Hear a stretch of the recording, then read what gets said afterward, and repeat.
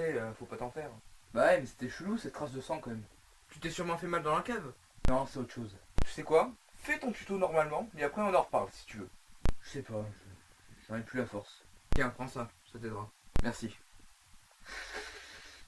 Waouh! Oh, c'est parti! Donc salut à tous!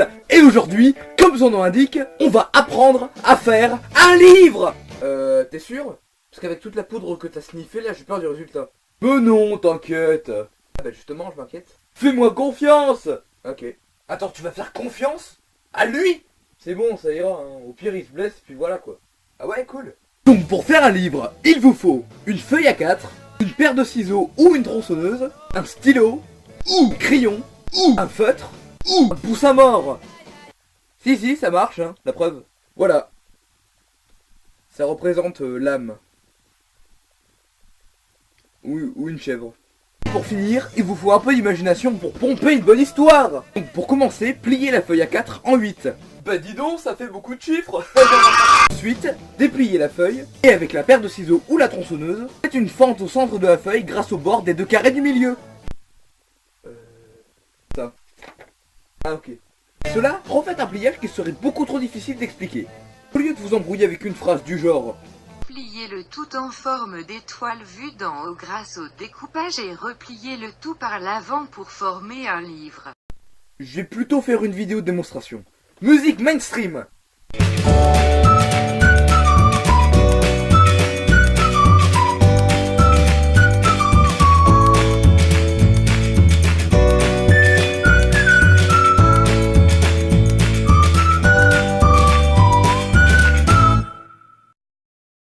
Vous avez achevé cette étape, si vous avez compris quelque chose à la vidéo, prenez le stylo, ou le crayon, ou le feutre, ou le pouce à mort, et commencez votre histoire. Et une fois que vous avez fini, montrez l'histoire à vos parents.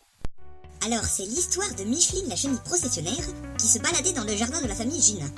Un jour, alors qu'elle se promenait dans l'herbe, elle aperçut le petit dernier de la famille, Laurent Gina, qui jouait dans l'herbe lui aussi, jusqu'à ce qu'il aperçoive Micheline.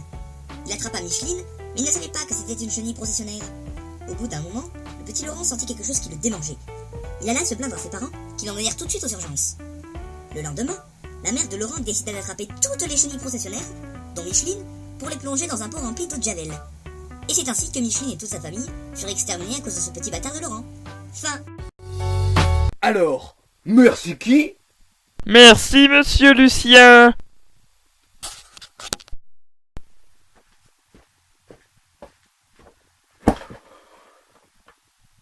Alors, pourquoi tu pensais que c'était autre chose? Quand j'ai tiré sur Raoul, j'avais l'impression de commettre mon suicide. Comment ça? C'était comme si on était la même personne. La même personne? Ouais.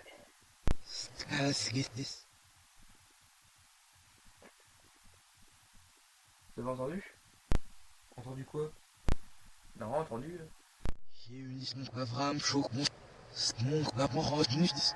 Houd